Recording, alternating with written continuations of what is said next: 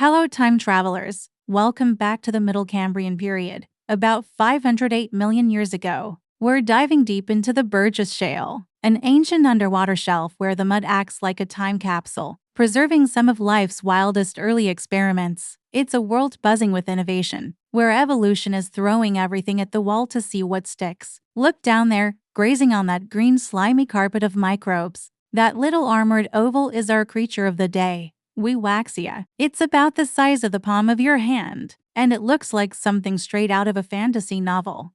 Its body is completely covered in overlapping scale-like plates called sclerates. Think of it like a living, breathing suit of chainmail, and for extra defense, it has 2 rows of long, sharp spines sticking up from its back, like a punk rock porcupine of the sea. So, what does the spiky slug do all day? Well, it's a grazer. Wiwaxia crawls along the seafloor, using a special mouth, part a kind of toothed ribbon similar to a snail's radula, to scrape up and eat the thin layer of biofilm and microbes. It's basically a tiny, armored lawnmower for the Cambrian ocean floor. This body plan is a brilliant combination of armor and softness. Underneath all those protective sclerates and quills is a soft, vulnerable body, kind of like wearing a velvet cloak studded with needles. The discovery of Wiwaxia was a huge deal for paleontologists. It was so strange that for a long time scientists couldn't agree on where it fit in the tree of life. Was it an early mollusk, related to snails and clams,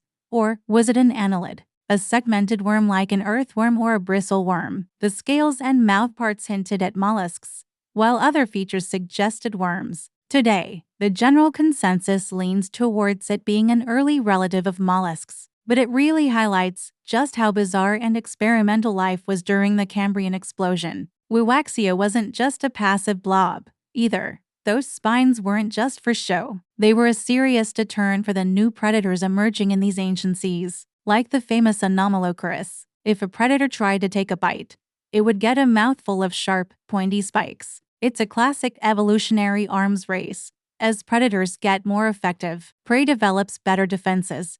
Wiwaxia is a perfect snapshot of this eternal battle, beautifully preserved for 500 million years. So next time you think about ancient life, don't just picture dinosaurs. Think about the weird and wonderful trailblazers like Wiwaxia, crawling through the mud, wrapped in their own custom-made armor, and carving out a niche in a world that was just beginning to take shape. Thanks for joining our trip back in time. If you enjoyed this journey into the primordial seas, be sure to hit that like button and subscribe for more adventures into deep history. See you next time.